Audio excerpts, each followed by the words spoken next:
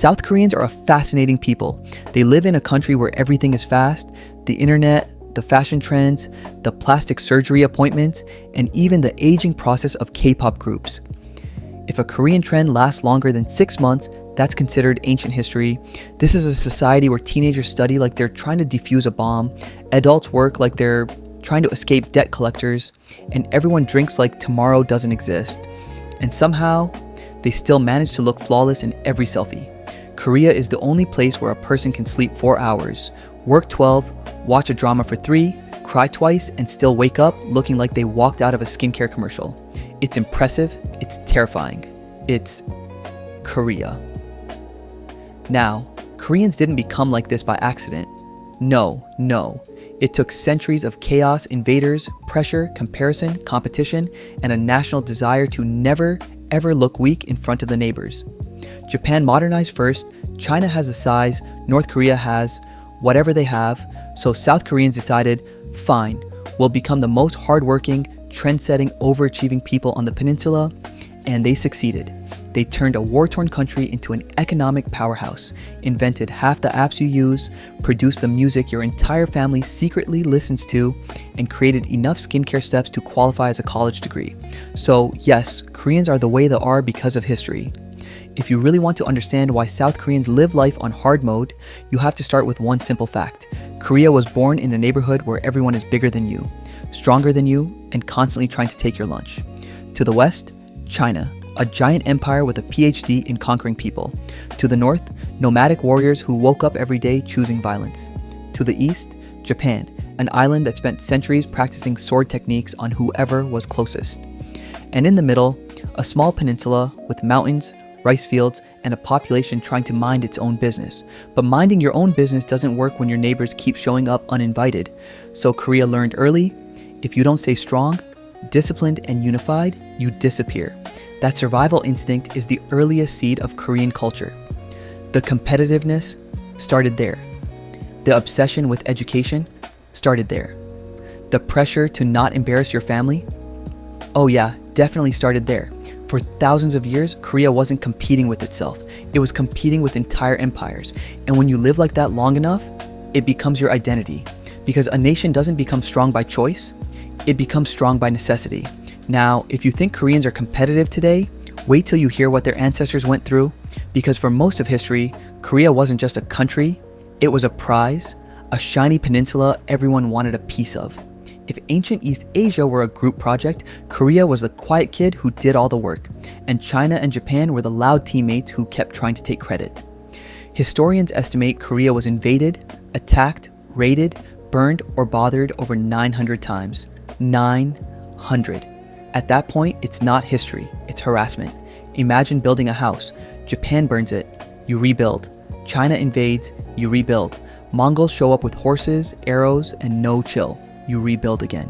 After the 500th time, your national personality doesn't just get stronger, it becomes bulletproof. This is where Korea develops some of its signature traits. 1. The never give up mentality. You can only lose everything so many times before quitting stops being an option. 2. Community is greater than the individual. When you're invaded every other Tuesday, you don't say, every man for himself. You say, everybody move together or we're dead. 3. Emotional intensity. Korean history is basically one long K-drama with fewer handsome actors and more fires. 4. Pride. If your country survives centuries of destruction and still exists, you're allowed to brag. A little or a lot. It also created the national motto. Unofficial, but accurate. We suffer now, we flex later. And oh boy, Korea really learned how to flex. But before the flex came something else. A philosophy that shaped everyday life more than any sword or samurai ever could. Because after centuries of violence, Korea found a new enemy. Chaos. And so they adopted the one system designed to control it. Order wasn't just preferred, it became the only way forward. After centuries of non-stop invasions, Korea finally asked itself a very reasonable question. How do we stop living like the world's punching bag? Enter Confucianism, a philosophy so strict, so orderly, so obsessed with respect that it could turn a chaotic peninsula into a perfectly synchronized society. Think of Confucianism as the ancient version of a software update. Before Confucianism, Korea ran on survival mode. After Confucianism, Korea installed Korean OS 2.0, Respect Your Elders edition. And once this system was installed, it never got uninstalled. To this day, Korea runs on Confucian rules the way your phone runs on iOS or Android. Rule number 1, age equals authority. If someone is older than you, even by 20 minutes, they basically outrank you for life. This is why Koreans ask your age within 3 seconds of meeting you. It's not rude, it's like checking Wi-Fi speed before streaming a movie. Necessary. Rule number 2, family is everything. Not important, not valuable. Everything. Your family name, reputation, and responsibility follow you forever. If one person messes up, the whole family goes down like stock prices during a recession. Rule number 3, education is holy. Confucius believed that studying makes you a better person. Korea took that idea and said, cool, let's turn school into a gladiator arena. This is why Korean teenagers study like the fate of humanity depends on their exam scores. Because in a Confucian society, your worth is measured by your effort. Rule number 4, harmony above honesty. In the West, people say, tell the truth. In Korea, they say, tell the truth, but gently, politely, preferably never, unless absolutely needed, and even then, soften it. This is why Koreans avoid confrontation so much. They'll walk 20 minutes out of their way just to avoid an awkward encounter with someone from middle school. Confucianism didn't just shape behavior, it shaped identity. It made Koreans polite, disciplined, organized, respectful, but also pressured, stressed, and constantly comparing themselves to others. From how people speak, to how schools work, to how companies run, to how society judges. Confucianism is the invisible hand behind everything. But then something happened that changed Korea more than any philosophy ever could. Something that ripped the country apart and rebuilt it from nothing. Something that explains why Koreans go so hard in everything today: success, beauty, entertainment, work. Because when a people spend centuries fighting to exist, intensity becomes a habit, and survival becomes a lifestyle. But even the strongest nations have breaking points. Up until the 1900s, Korea had survived invasions like a champion boxer who refuses to stay down. Bruised? Yes. Bleeding? Definitely. Still standing? Always. But then came the match no one could win. Japan, 1910 to 1945. 35 years that hit Korea harder than all the previous centuries combined. If earlier invasions were surprise attacks, this one was a full takeover. Japan didn't just invade Korea, they tried to delete Korea. Imagine someone moving into your house, taking your room, renaming your dog, burning your photo albums, and then telling you to stop speaking your own language. That was Korea under Japanese rule. What changed during those 35 years? Pretty much everything. 1. Korean language banned. Kids couldn't speak Korean in school. Imagine telling Koreans today they can't use honorifics. Society would collapse in 12 hours. 2. Korean names replaced with Japanese names. Not optional, mandatory. Your identity wasn't just taken, it was overwritten. 3. History, textbooks rewritten. Korean heroes removed. Japanese empire glorified. Your past redacted. 4. Resources stripped. Rice, metals, labor all shipped out. Korea became a factory for someone else's empire. 5. Culture erased. Traditional clothing restricted. Newspapers shut down. Artists censored. Being Korean became an act of rebellion. It's the kind of trauma that doesn't disappear in one generation. It echoes, it lives in stories, families, emotions, and national identity. And here's the cinematic twist. Japan tried to erase Korea and accidentally made Koreans stronger. Nothing creates unity faster than a common enemy. Nothing produces pride faster than someone trying to take it away.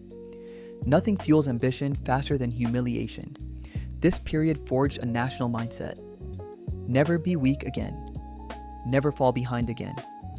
Work harder than anyone expects.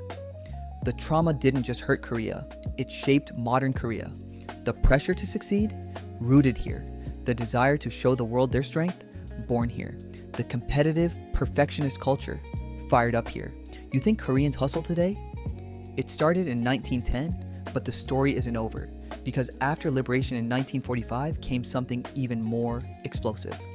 A war that split a country, froze families in time, and turned South Korea into the underdog of the century. If you thought the Japanese occupation was the darkest chapter, well, Korea wasn't done suffering yet. Because just 5 years after finally getting their country back, Korea split in half like a phone screen hitting concrete. And then, boom, 1950, the Korean War. A war so brutal, so chaotic, so fast-moving that historians sometimes call it the Forgotten War, forgotten by everyone, except Koreans. The country didn't just break, families did. One brother went north, another stayed south. A mother fled with one child and lost the other in the crowd. Some families remained separated for the rest of their lives, not by oceans, not by continents, but by a 3-hour car drive they were never allowed to make. That kind of emotional wound doesn't heal. It becomes part of your DNA. But the war did more than split families. It erased everything. Cities, flattened. Factories, gone. Homes, ash. Money, worthless. Infrastructure, zero. In the 1950s, South Korea was one of the poorest places on earth. Not developing country, poor. We have nothing, poor. People boiled tree bark for food. Kids ran barefoot through winter villages. Families lived in tents on riverbanks. The GDP per person was lower than countries we now label as third world. So how does a nation go from that to BTS, Samsung, Hyundai, and global domination? Trauma. But not just the sad type, the motivating type, because after the war, Koreans made a collective decision. We will never, ever be that powerless again. And from that moment, South Korea developed its most famous personality trait: do whatever it takes. Study all night? Yes. Work 14 hours? Why not? Build a new city out of nothing? Sure. Become the global capital of skincare, technology, and emotional K-dramas? Absolutely.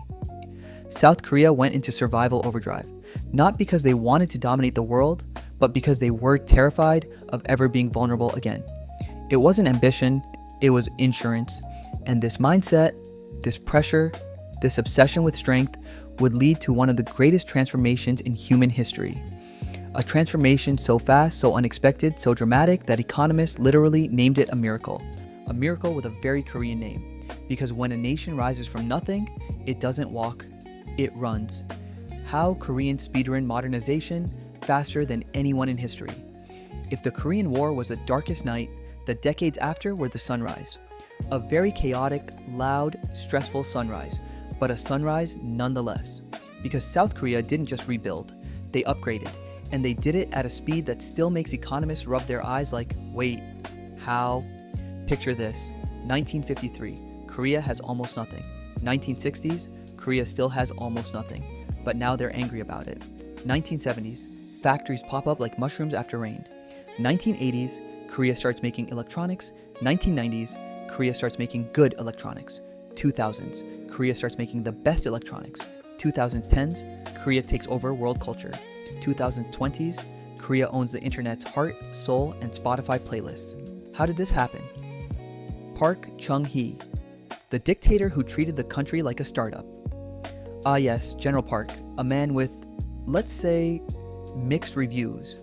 Some call him a visionary, others call him a tyrant. Historians call him complicated. But one thing is undeniable. He looked at South Korea, a poor, devastated nation, and said, nope, we're fixing this, right now. He forced businesses to work. He forced the government to work. He forced himself to work. This was a man who held meetings at 5 a.m., visited construction sites at midnight, and checked on steel factories like they were his children.